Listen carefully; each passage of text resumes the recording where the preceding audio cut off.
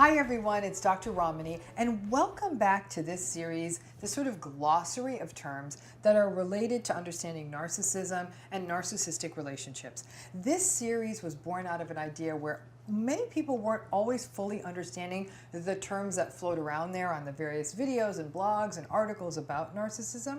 But also, there's some terms out there that people may not be as familiar with, but can really shed a lot of understanding of narcissism and narcissistic relationships. So it's my hope that this series will do both of those things. Today, we're going to take on a term called cognitive dissonance. But before I get to that, as always, if you're new to this channel, please consider subscribing. Hit the button that says subscribe, and if you want notifications every time we put out new content, please go ahead and hit that bell and you'll be notified every time a new video comes out. So let's talk about this idea, a concept if you took a psychology class you might already know, called cognitive dissonance. In the classical fable by Aesop, the fox sees a luscious bunch of grapes hanging high up on a vine, and he wants to eat them. He tries everything he can to jump up high and get them, but he's not able to. He looks up at the grapes and reconciles himself to saying, ugh, it's probably good that I wasn't able to jump up there and get those grapes, because those grapes, they're probably sour. They probably wouldn't even taste good.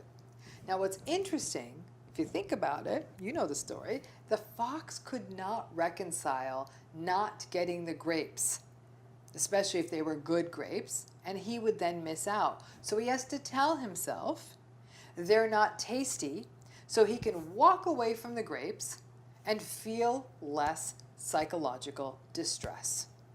This parable is probably the most classical illustration of a concept in psychology called cognitive dissonance. This term was initially coined by social psychologist Leon Festinger, who defined it as being an inconsistency between beliefs, behavior, and information, and that inconsistency results in psychological tension. And so we change one of those elements to make it consistent and then reduce the tension. All of us should actually really understand this topic in the polarized world that we live in these days. We're constantly hearing divisive news reports, and when we hear something that runs against our beliefs, how convenient, we can just go find another news source. But the bottom line is, when we don't have that option, it's always something has to give to reduce that psychological tension. Either we change our behavior, we change our belief, or we change a source of information or the kind of information we read or see to reduce the sense of discomfort, that sense of inconsistency. So why does this old school psychological concept matter so much in narcissistic relationships? Because it's absolutely a core principle to understanding why people get stuck in narcissistic relationships and stay for many, many years. Think about it. You meet someone. They're attractive. They're kind of successful. They take you out to dinner and they check all the boxes and you're having fun. And over time, you have some similar interests. Your friends and family may even like them. But you also notice, as you get to know them, that they're prone to rage, that they're pretty critical of you and they kind of say nasty things to you. They doubt your reality and they question your feelings. It's kind of really uncomfortable. Not only are those negative things uncomfortable, what's even more uncomfortable is that tension. Because now that tension, those insults and that conflict are in massive contrast to the good days you have and that life you started to envision together. So what the heck are you supposed to do? They keep insulting me, but we want the same kind of house. You find a way to justify their behavior. If you find a way to justify their rage and their gaslighting and their criticism and their lying, if you can find a way to do that, then the pieces of the puzzle will fit quite nicely and you will stop experiencing that tension. You might say things like, he isn't really lying. It was just an honest miscommunication. He does have a lot going on, and maybe I heard it wrong. She isn't gaslighting me. She just wasn't thinking when she spoke. She's been running around. She's doing so many things at the same time. Yeah, he is. I mean, yeah, he has these rages from time to time, but you know what? He had a really abusive father. I understand where it comes from. Now it all fits. You have an explanation. And the psychological tension between all those things, great on paper, new partner who behaves badly, now you can reconcile it. And now you can stick around and not have to deal with other uncomfortable feelings like fear. Am I going to be alone? What am I doing? As you can see, cognitive dissonance clearly can explain why you justify so often in a narcissistic relationship. Now, take a look at the family relationship when you have a narcissistic family system. Your parent is your parent. It's a mom, it could be a dad, and you want your family to be happy, like other families you've seen who seem happy, or what you're told a family should be. But your narcissistic or toxic parent isn't so nice. They criticize you. They scapegoat you, invalidate you. They tell you that you don't measure up. They ignore you. It's not what you thought it was supposed to happen in a nice family. So what do? Maybe you blame yourself. You know what? They're not nice to me. Maybe I'm really not good enough. Maybe you make up a story. Our dad works so hard to take care of the family. Yeah, there's rage, and sure he yells at us, but he works so hard. Maybe you demonize other family members. Mom sure does ask a lot of Dad, so maybe that's why he gets so irritated and he gets so angry and he storms off like that. Maybe that's why he says those things. She's really tough on him. Kids are particularly vulnerable to cognitive dissonance. They experience that tension.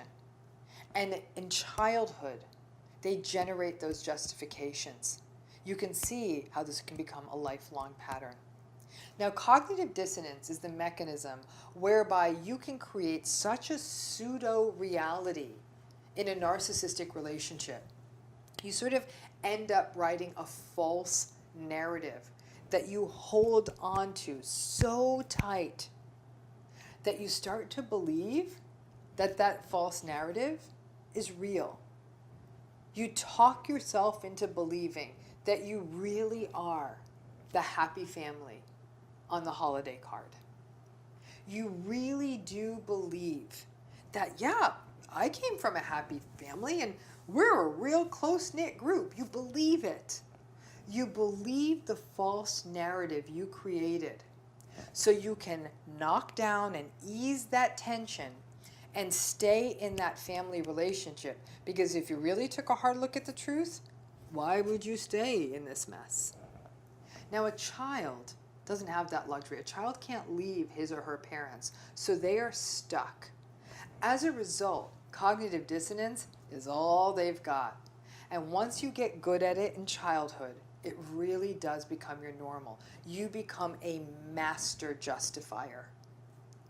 We are all of us, every human being, because of how our brains are wired, we are all vulnerable to cognitive dissonance. And clearly, this phenomenon is part of human nature. It's been around for a very long time, or Aesop would not have written about it or noticed it over 2,000 years ago. It's how we cope, and it's how we make sense of stuff, and to not feel as bad, just like the fox. The challenge is, though, when it holds us in sticking into bad situation. The sour grapes story actually raises how cognitive dissonance plays out for narcissists themselves, because they are just as vulnerable as we are. Narcissists do not always get their way, and they are terrible at coping with disappointment. In fact, I would actually say like a narcissist is like cognitive dissonance on steroids at those times. You can observe this in the most pronounced manner when you're the one who decides to leave a narcissistic relationship or step away from any kind of narcissistic relationship. And this can be a romantic relationship, a marriage, a family relationship, or a job. If you decide to leave a narcissistic relationship, they will definitely sour grapes you, saying things like, "I am glad that B word is gone. She is below me," and then proceed to launch a smear campaign anywhere they can. Social media, your friends, your family, anywhere. Or if it's your family, it's the family that says, "Good riddance. We're glad he's no longer talking to us. He is so snooty and thinks he's all that." That can happen when you step away from the family because they're toxic. They'll say things like, "He's selfish and pompous, and we are so glad he is gone. We are so tired of him." And when you leave that toxic workplace, and many of us have experienced this, your difficult and narcissistic boss may take the stance of, "Oh, you guys, aren't we glad we got rid of that dead weight? Whew, man, that he was just a waste of time," even though you were carrying more than the weight. But the reason cognitive dissonance is so compelling in the narcissism realm is that it results in the dangerous pattern, the very problematic pattern of keeping you stuck in these narcissistic relationships. So how does this happen? How do you get stuck?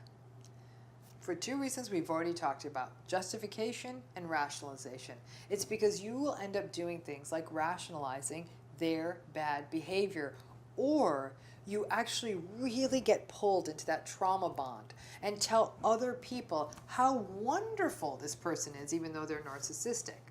Think of the times in your own narcissistic relationship where you would extol the virtues of your narcissistic partner or narcissistic parents, almost as if your experience was, if I can sell the world on them, then if you could sell the world on them, you can end the tension, end the dissonance, and manage that bad behavior in the sense of like, my husband's behaving badly. And it's for this reason, actually, some of you have known I've done this, it's for this reason I advise people to make what I call their ick list. It's a list of all the terrible things that your narcissist has done to you. Write it, type it, put it in your phone, put it someplace safe, add to it. But somehow seeing it all in one place helps. Even when you're trying to ease that cognitively dissonant tension, you're like, "Oh yeah, no, I can't make this look good. This is not good." Now, anyone who has ever been in a relationship with a narcissistic partner who keeps cheating, and you go back, you understand the power of denial as a dynamic in maintaining a narcissistic relationship. You literally somehow conveniently forget that not only have they cheated on you before, but maybe even cheated on you with your best friend or someone from the office, etc., etc., etc. Denial is not just something that narcissists do. It's also a way that people are able to stay in these toxic relationships. And it reflects that sort of codependent dynamic, which we've spoken about in another episode in this series, this codependent dynamic that often creates the sticky, sticky glue that keeps people in these relationships. Euphoric recall. Remember we talked about euphoric recall. Euphoric recall is often a byproduct of the cognitive dissonance dynamic. Euphoric recall is when you conveniently forget the bad times and then only remember the good times. And then, or you might think like, oh, we just went on a vacation. Everything's good. No, that's denial spinning and turning into the cognitive dissonance. Now then, there's also, of course, the trap of falling for their backstory and allowing their backstory to be a justification for their behavior and of their emotional abuse. This is where you fall into the trap of they tell you they had such a tough childhood and their father was abusive and maybe they grew up in terrible poverty, or maybe it's even more current. They'll be like, oh, my ex-husband or ex-wife was so terrible a person. Now these are all terrible things. When they're true, they're terrible things and they should be received with compassion. However, to turn them into a justification for staying in a psychologically abusive and invalidating relationship is another example of cognitive dissonance. No matter what's happened to anyone, it is never, ever a rationalization for emotional or physical abuse of any kind. Now, storytelling is another way that cognitive dissonance works. You tell yourself and you sell yourself the narrative that, look at us, we're a happy, beautiful family, and we have a happy, beautiful home, and we take happy, beautiful trips. Social media has really been a big platform to sell the story. Look at how attractive this family is on the beach. Look how attractive we were on that night out. You tell yourself, we're going to grow old together, and don't we look so good together? Or you tell yourself other things. My mother's my best friend, because who wouldn't want that? Or you tell yourself, my adult son, he's my best friend. And you really tell the story and you sell the story. Cognitive dissonance often manifests this way, this storytelling in narcissistic relationships. And I must say that as a therapist working with clients who engage in this kind of storytelling, look how great this is, look at how wonderful it is. I need everything but a hammer and a chisel to chip away at these really tightly held and rock solid narratives that are almost delusional but feel impossible to permeate even when reality is presented to the person who's making up these stories. It takes a while to chip away. Now, cognitive dissonance definitely actually takes a toll on a person in a narcissistic relationship, because the fact is you are not delusional.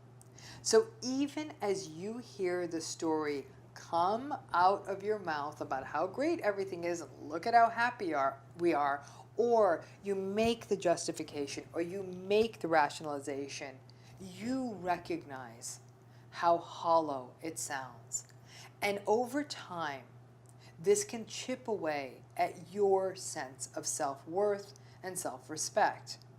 Narcissistic relationships are confusing by definition, and the cognitive dissonance makes them even more confusing. But we're happy, right? Like, look at us. I do look happy in this picture, don't I? My mom does love me, doesn't she, right? She does love me. You literally find yourself caught up in these questions. You don't want the bad thing to be true. Now, cognitive dissonance can also result in a twisted form of protection. You actually attempt to protect your false narrative and keep out all the information that's at odds with the story that you want to maintain so you can stay in this relationship. You'll turn a blind eye to the late night texts, or you'll sort of try to ignore the way your parents differentially treat you and your siblings, or treat you versus other family members. You look away from the social media posts or behavior that are questionable by your partner. You pretend not to notice the late nights out that your partner may be spending, or you rationalize them away. And then you may blame yourself. It can't be your partner who is bad all the time. It can't just be your parent or family who is bad. It must be you. So you do the things to try to set it straight. You may lose weight, or keep the house impeccably clean, or you get the straight A's or the scholarship, or you make more money. This may please your narcissist, or at least you think it will. It'll please the narcissist, and then you believe they will stop behaving this way. There will be a hedge against the bad behavior from the narcissist. And then, if you don't do those things, you don't lose the weight, or the house is messy, or you don't do well in school or in your job, then you can blame yourself for the narcissist's bad behavior. It's my fault. I gained weight. I don't earn enough money. I don't carry my weight around here. The house is a mess. I'm just not enough. That's another way cognitive dissonance works. Now you've got a bad guy, and it's you. Cognitive dissonance actually is addressed quite handily with the usual tools we use when we're helping somebody deal with the fallout of narcissistic abuse. And it always, as always, comes down to the premise that the narcissist will not change. They're not going to change. So no matter how much weight you lose, even if the refrigerator or the items in the refrigerator are alphabetized, or you get a Nobel Prize, or you win the lottery, none of it will change the narcissist's behavior. Because you know what? They're just going to move the goalposts again. They really won't change. And they don't take responsibility for their behavior. So cognitive dissonance results in you taking responsibility for their behavior. How fun. But ultimately, the healing comes from validation. Now, where does that validation come from? It can be a therapist, and it often is, but it may also be a friend or someone close to you who sees it and who gets it. And that is a crucial step, because even if you leave this relationship, you will be plagued by the confusion. So the validation is important. Cognitive dissonance, as Aesop and the sour grapes have taught us, is a universal phenomenon. We always create rationalizations of some kind when we experience that psychological tension, when things don't work out or are inconsistent, and that inconsistency feels very uncomfortable. Here's an example. We hate finding out that our childhood hero is actually a jerk, or that a trusted business associate or a mentor is a thief, or that we didn't get the job we so desperately wanted, or that somebody else got the last concert ticket. And so, just like the fox, we do our sour grapes. And if it's benign, like concert ticket, for example, it's such a nuisance to park at that arena anyhow, it becomes a way to overcome the disappointment so it doesn't sting so much. Now listen, in an ideal circumstance, we get to learn to be okay with this psychological tension. The fact is, it's okay to be sad about not getting to go to that concert. It's okay to be sad about not getting that dream job, or to feel disappointed by your colleague. It's okay to be with and stick with that feeling, even if it's uncomfortable, and not feel so compelled to make an excuse. The bottom line, it's okay to call something out. It's okay for that fox to have said, those grapes would have been so delicious. I am so bummed out that I can't partake. It's disappointing, and I'm a little bit sad. But when cognitive dissonance becomes a daily or an hourly way of softening and backpedaling on the invalidation and emotional abuse you experience in a narcissistic relationship, that's when it starts becoming a little bit more than just sour grapes. Cognitive dissonance is a universal theme in narcissistic relationships, and once you understand it, you may be able to check it and stop yourself from writing an elaborate and damaging narrative that you are never able to crawl out of. Here's the bottom line. We've heard it before, and in some ways it never matters more than here, that the truth will set you free. In a narcissistic relationship, the truth does set you free. It's very uncomfortable because that truth can pull that tension of the cognitive dissonance even more and more and more taut. And let's face it, the acceptance of that truth may often mean this relationship can't work anymore, or I may have to distance myself from my parents, or me and my best friend, this isn't working out, this person I thought was my best friend, or I may need to leave this job. Yeah, the truth can set us free, but sometimes seeking out that freedom can be very uncomfortable and force us to face down fears. But cognitive dissonance teaches us that those complicated rationalizations we create to ease the tension, to be able to deal with the fact that this person where we want it to be good is bad. Everybody wants to be from a happy family. A lot of us aren't.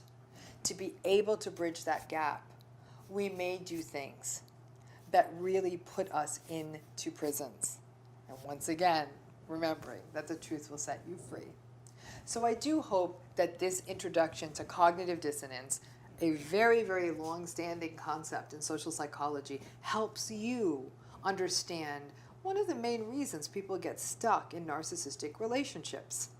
Thanks again for tuning in, and as always, please hit that subscribe button to subscribe to this channel and the bell to get the notifications anytime we put out a new video. Thanks again. Thanks again. Thanks again. Thanks again.